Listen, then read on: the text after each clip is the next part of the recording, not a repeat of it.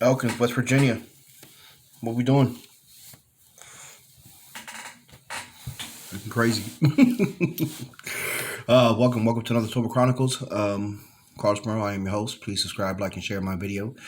For those who you believe, and or just for you, just a little experience, strength, and hope that I may bring a little bit of enlightenment to one who is still sick and suffering.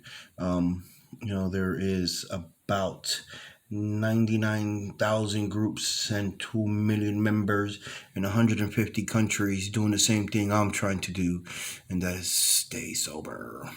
And for that, I am grateful. Thank you for my home group and my sponsor and the members of it, and everybody else. I do a lot of things on Facebook, aspects of follow people, share, and give my experience.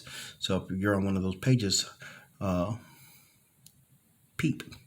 So today's conversation with me would be what had to change. You know what I'm saying? And it's a big deal. It's a big deal because in order for something, everything in my path had to change. Mental status, you know what I'm saying? Mentally, because I was stuck with this thing. It's crazy why I continue doing what I was doing. You know what I'm saying? There was no, it was, well, if you've heard before, it was normal to me. It was living in the chaos. But if you open your big book, page 23 of Alcoholics Anonymous, it says, these observations will be academic and pointless if our friend never took the first drink, thereby setting the terrible cycle in motion. Therefore, the main problem of alcoholics centers in the mind. Where does it center? In the mind.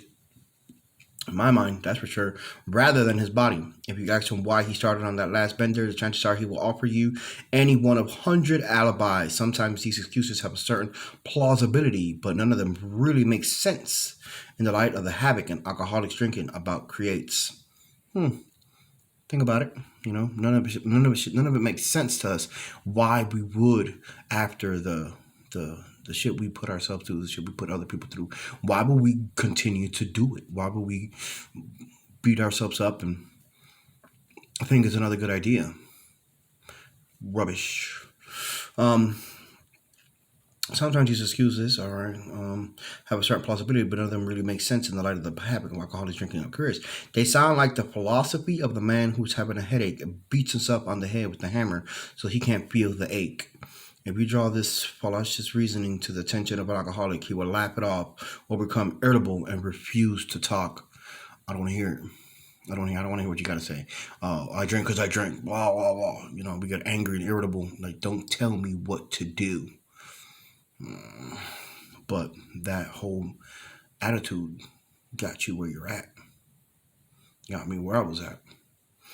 Once in a while, he may tell the truth, and the truth, strange to say, is usually that he has no more idea why he took that first drink than you have.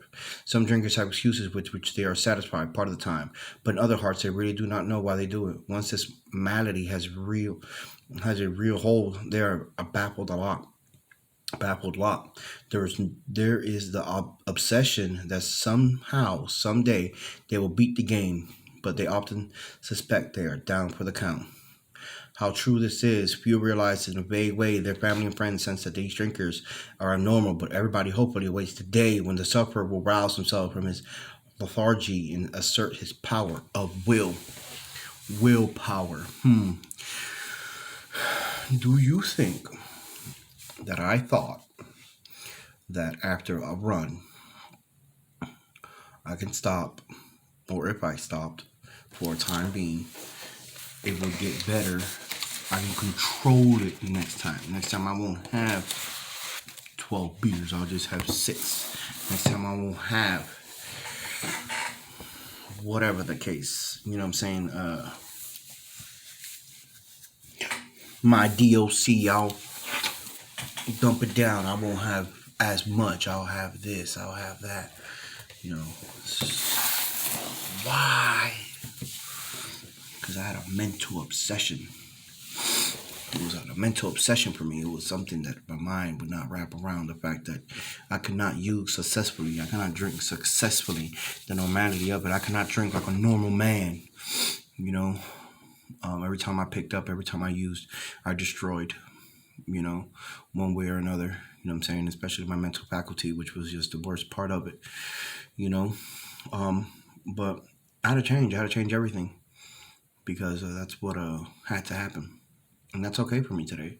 You know what I'm saying? Nobody gets comfortable in the beginning, you know what I'm saying, hearing this and having to put this into action, into motion. And it does, you know what I'm saying? But it gets better. It does. It got better for me. I know it'll get better for you. And that's where we're at. You know what I'm saying? We're at a point where everything has to change. Because if nothing changes, nothing changes. You know, if you don't get up in the morning and go to work, you don't get up and go to work. The bills don't get paid. You don't do this. You don't do that. That's what you did. If you don't, you know, do what you're supposed to do. You know, how do I stop drinking? How do I stop using? You stop.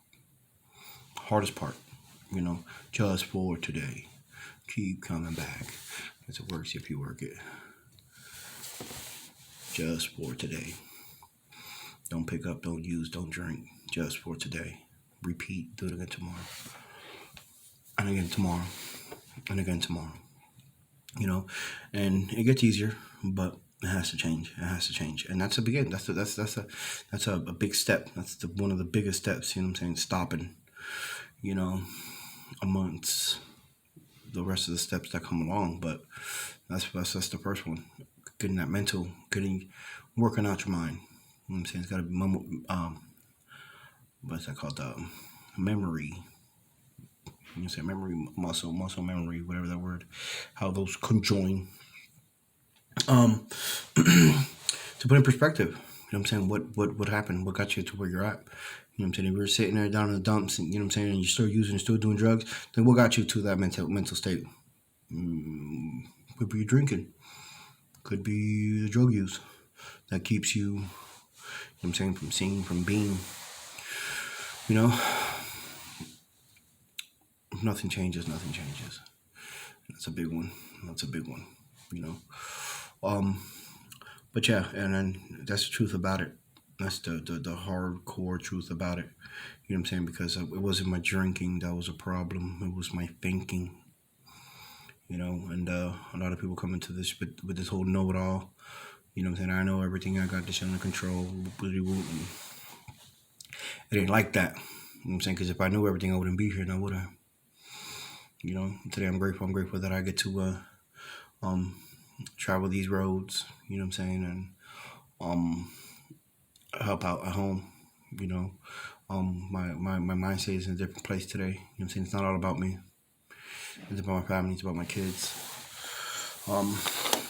And I wouldn't be able to do it without this program. So if I suggest that if you are seeking recovery, that you find it, stick around. Don't get too me as an alcoholic and a drug addict. I want it now. Instant gratification. Now. I want it now. Time takes time. Things I must earn. Acronym for time. And we gotta earn this spot. You know what I'm saying? It didn't take us. We walked 10 years into the woods. It ain't gonna take us 2 days to get out. You know, so keep that in retrospective. You know what I'm saying? Reality is what it is. You know, and it's just gonna take some time. And we gotta start. Start today. You know what I'm saying? Don't pick up, don't use. You know what I'm saying? And seek help. You know what I'm saying? You know, and it's hard for us. We walk into these rooms and we think, oh shit, you know what I'm saying? These people don't get it. You know what I'm saying? But we do. You know what I'm saying? And we're glad you come in, the newcomer. You know what I'm saying? That way we see it's still out there. We see this shit's still struggling. I mean, the struggle is real out there. This shit don't have no attendance. You today, you not today, this and the other. Nah, that shit's out there. It's taking names, kicking ass. People are dying to get into these rooms, literally. But when you get there, what are you going to do? Because if you get in there and you don't do nothing, then guess what? Nothing's going to happen. You don't pick up a big book and a sponsor, guess what's going to happen? Nothing. Self-will run riot. Ain't going to get you nowhere. Me, didn't get me nowhere. So I did what they told me to do. You know, change your mental. Change your mentality about what the hell's going on, what you think is correct. The big book, let me see, this one has it. It shows me what I know. This is what I know about it. This is what I know about recovery. Nothing.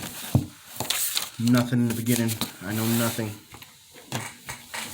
So, until you open up that book and get to cracking and get to work.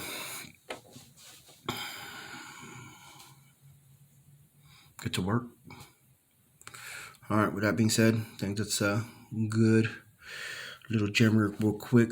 Don't forget to like, share, subscribe to my channel. And like I said, I'll be posting from here on out. Leave a comment, see what you want to hear. If anything, like it, share it. Tell a friend. Do me that favor. Tell a friend to tell a friend. Thank you guys. Love you. Elkins, West Virginia. Beautiful state. See you later.